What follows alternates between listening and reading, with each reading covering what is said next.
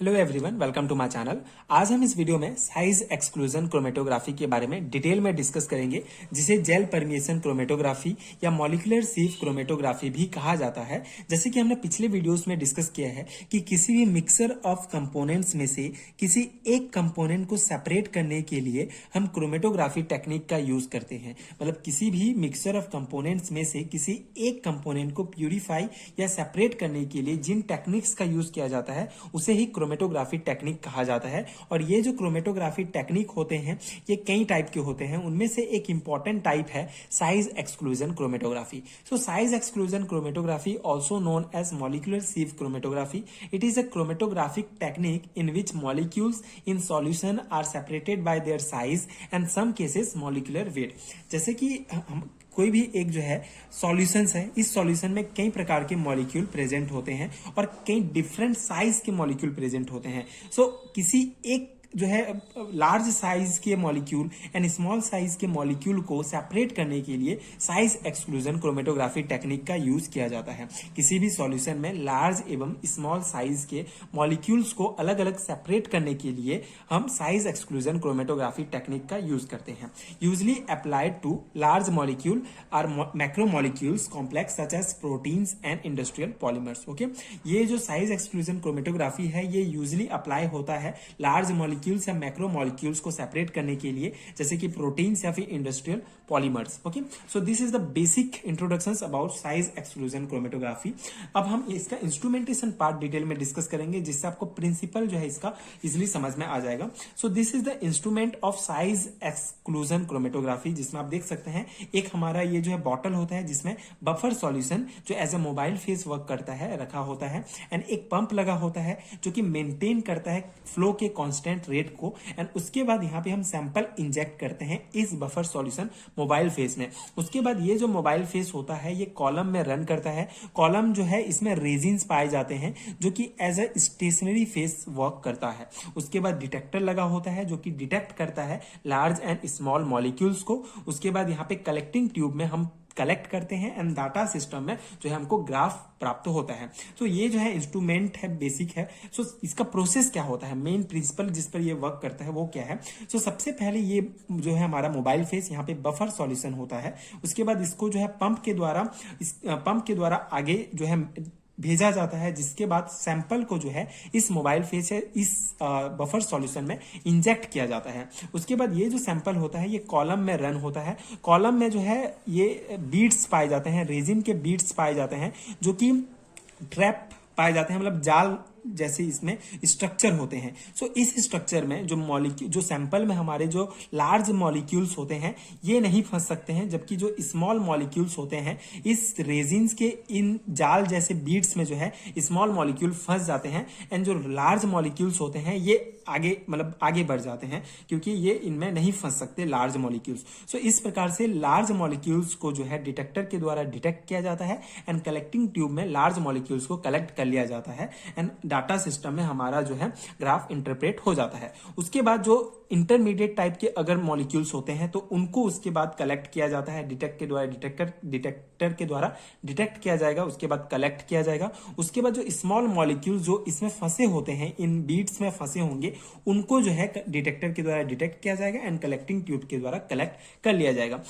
इस main principal पे जो है हमारा साइज एक्सक्लूजन क्रोमेटोग्राफी वर्क करता है। मोबाइल फेस के साथ सैंपल को इंजेक्ट किया जाएगा। उसके बाद कॉलम में रन होता है। कॉलम में स्टेशनरी फेस पाए जाते हैं, रेजिन्स के बीट्स होते हैं जिनमें स्मॉल मॉलिक्यूल फंस के रह जाते हैं एंड लार्ज मॉलिक्यूल अलग हो जाते हैं। उसके बाद फिर स्मॉल मॉलिक्यूल्स को जो है कलेक्ट कर लिया जाता है। इस प्रकार सैंपल में जो present large and small molecules हैं उनको अलग कर लिया जाता है। तो ये इंस्ट्रूमेंटेशन प्रोसेस है, मेन है। उसके बाद इसके कुछ इंपॉर्टेंट पार्ट्स हैं, जैसे जो पंप है इसका वर्क होता है कांस्टेंट रेट ऑफ फ्लो को जो है मेंटेन रखना। कॉलम जो होता है ये सेपरेटिंग द सैंपल्स, कॉलम्स में ही सैंपल्स जो है सेपरेट होते हैं। एंड डिटेक्टर जो है quantifying the result, okay, result को क्वांटिफाइंग करने के लिए किया जाता है। सो ये है मेन प्रिंसिपल। आई होप कि आपको समझ में आया होगा।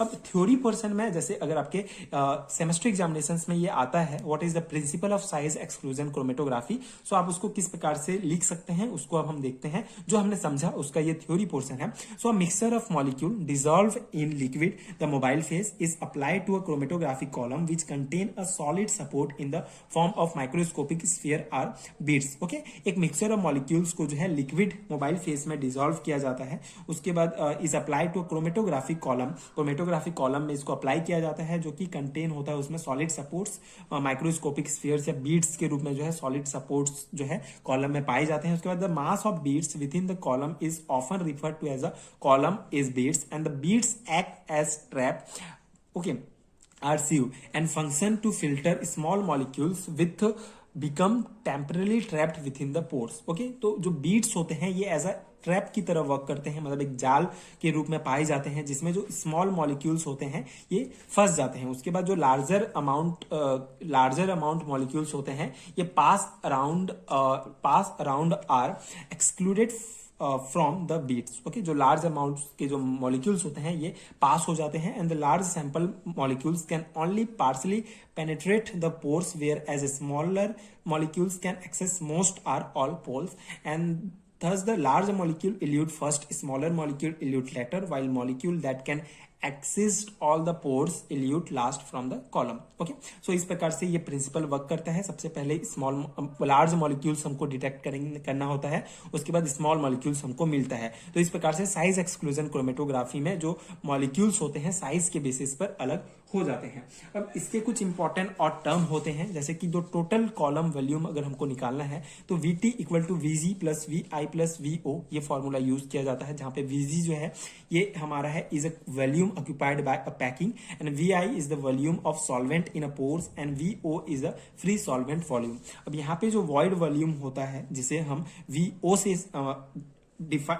से डिनोट करते हैं, सो ये वॉइड वॉल्यूम जो है इसको कहा जाता है, इसको एज अ मोबाइल फेस भी कहा जाएगा क्योंकि ये जो है हमारे बीड्स होते हैं, बीड्स के बाहर जो है मोबाइल फेस लगा होता है तो इसीलिए इसको वॉइड वॉल्यूम कहा जाता है. इसी प्रकार इंटरनल पोर वॉल्यूम्स जो बीड्स होते हैं इनको इंटरनल पोर वॉल्यूम्स कहा जाता है जिसे VI से रिप्रेजेंट किया जाता है. VT माइनस V0 इसको स्टेशनरी फेज भी कहा जाता है. उसके बाद टोटल कॉलम वॉल्यूम जिसे जो टोटल जो ये हमारा mobile face and stationary phase दोनों को मिलाकर टोटल कॉलम वॉल्यूम जिसे VT से डिनोट किया जाता है. कुछ इंपॉर्टेंट कंपोनेंट्स हैं जो हमने इंस्ट्रूमेंट में यूज किया है.